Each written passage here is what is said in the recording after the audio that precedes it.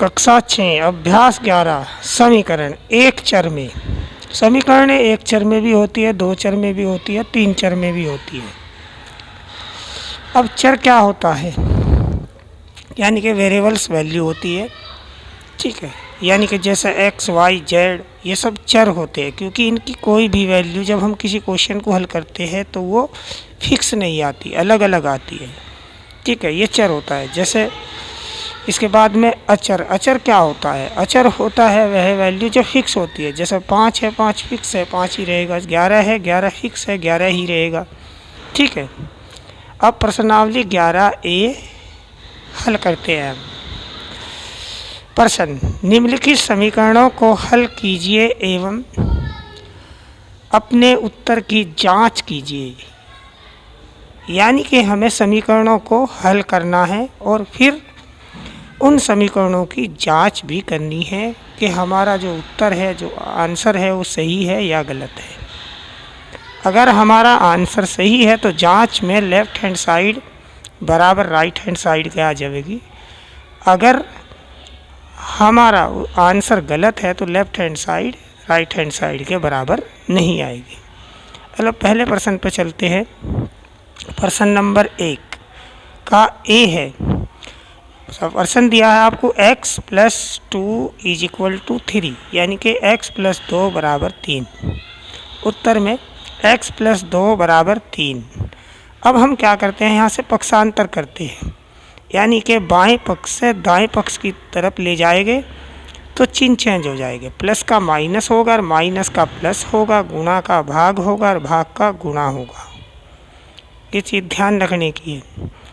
इसी प्रकार देखिए हम यहाँ से क्या करते हैं, इस 2 को हम दूसरी साइड में ले जाते हैं। 2 कहेगा प्लस का, तो इस साइड में जाने पे क्या होगा, राइट साइड में जाने पे ये माइनस का हो जाएगा, ठीक है। तो यहाँ पे x रहेगा, x = 3 - 2 बराबर क्या आएगा, 3 में से 2 घटाए तो 1 आ गया, x = 1।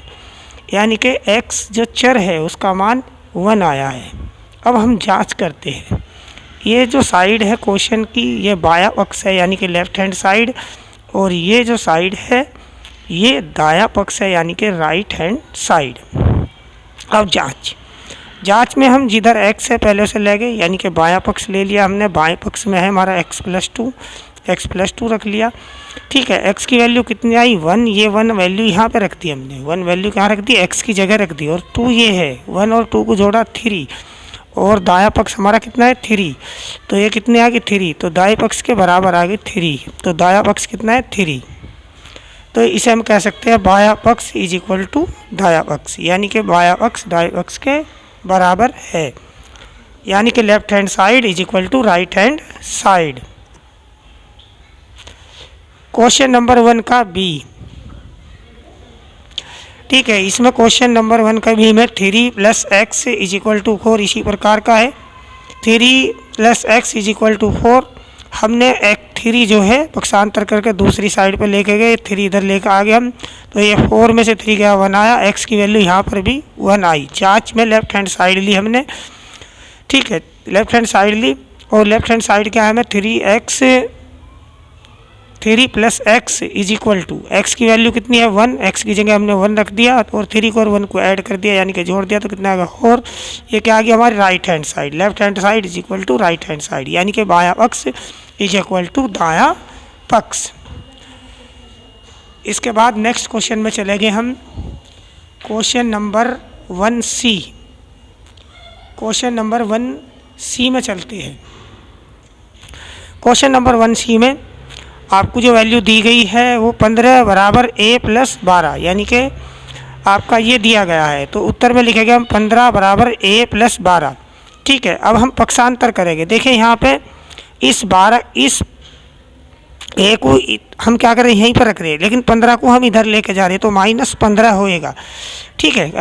सॉरी, 12 को हम इधर लेके जा रहे हैं तो -12 होगा। तो a बराबर क्या आ गया आपका, 15 - 12। 15 में से 12 घटाए कितने आए आपके, 3। तो a बराबर 3। तो a की वैल्यू कितनी आ गई, 3। तो इसको इस समीकरण का हल कितना आ गया, 3। जांच, हम सबसे पहले दायां पक्ष ले रहे हैं। बायां पक्ष ले लो या दायां पक्ष ले लो, इससे कोई फर्क नहीं पड़ता। हम दायां पक्ष ले रहे हैं। दायां पक्ष a + 12 ए की वैल्यू कितनी आई 3, ए की जगह हमने 3 रख दिया और 12 में 3 जोड़ दिया 15, यानी कि दूसरी साइड आ गई हमारी बायां पक्ष से, यानी कि बायां पक्ष बराबर दाएं पक्ष से, left hand side is equal to right hand side के। इसी प्रकार से क्वेश्चन नंबर 2 ए है आपका 11 बराबर b माइनस 3 दिया है यहाँ पे, उत्तर में 11 बराबर b माइनस 3। ठीक है, अब b का हम पक्षांतर करते हैं, b का पक्षांतर कर देते हैं, सॉरी 3 का हम पक्षांतर करते हैं, 3 को हम 11 की तरफ ले जाते हैं। ठीक है, 11 की तरफ जब 3 को ले जाते हो तो 3 का का हो जाएगा, ये यहाँ पे माइनस का इधर जाती है प्लस का हो जाएगा, तो ये b बराबर 11 प्लस 3, तो दोनों को ऐड कर दिया 11 को और 3 को, कितना आ गया 14, तो b का मान कितना आ गया 14, तो समीकरण का हल कितना आया 14। जांच, जांच में हम दाया पक्ष ले रहे हैं, दाया पक्ष ये है, दाया पक्ष ले लिया हमने b माइनस 3, b की वैल्यू 14 आई, 14 रखी, 14 में से 3 घटाए 11 आया, यानी कि बाया पक्ष आ गया हमारा, तो बाया पक्ष इज इक्वल टू दाया पक्ष, यानी कि left hand side is equal to right hand side. इसके बाद question number 2b y minus 6 is equal to 0, उत्तर के लिए हम चलते हैं y माइनस 6 बराबर 0, 6 को हम राइट साइड में लेके जाते हैं, 6 को लेफ्ट में से राइट में लेके जाते हैं, तो ये माइनस का है, इस साइड जाती है, कहीं का हो जाएगा प्लस का, तो 6 माइनस 0, यहाँ पे 6 प्लस 0 भी लिख सकते हैं। ठीक है, 6 प्लस माइनस 0 दोनों लिख सकते हैं, 6 प्लस माइनस 0 हम दोनों लिख सकते हैं, क्योंकि 6 हमें जो 0 है वो प्लस का और माइनस का कहीं का भी नहीं होता, तो 6 में हम 0 घटाओगे तब भी 6 आओगे, 6 में से 0 जोड़ेंगे तब भी 6 आओगे, तो y की वैल्यू कितनी होगी हमारी 6 है, तो इस समीकरण का हल कितना आया 6 है। जांच, हमने बायां पक्ष लिया, बायां पक्ष है हमारा y माइनस 6 लिख दिया, 6 की y की जगह 6 आया है, उस 6 को लिखा हमने, और 6 ऑलरेडी आपका है समीकरण में, 6 में से 6 आपने घटा दिया तो 0 दाया पक्ष, तो यहाँ पे बाया पक्ष इज इक्वल टू दाया पक्ष, ये उत्तर की जांच होगी, दोनों साइड यानी कि लेफ्ट हैंड साइड और right hand side is equal to आ चुकी है, यानी कि बराबर आ चुकी है। इसी प्रकार से क्वेश्चन नंबर 2c,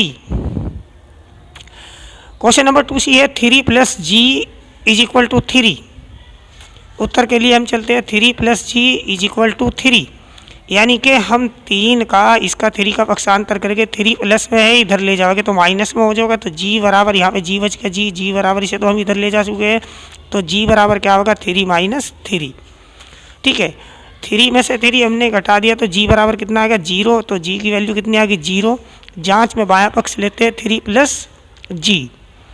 ठीक है, अब 3 तो हमारा सेम रहेगा, g की वैल्यू क्या आई हमारी 0 रख दी g की जगह, तो 3 में 0 ऐड किया हमने, क्या आया 0, यानी कि दाया पक्ष, तो बाया पक्ष इज इक्वल टू दाया पक्ष, यानी कि left hand side is equal to right hand side.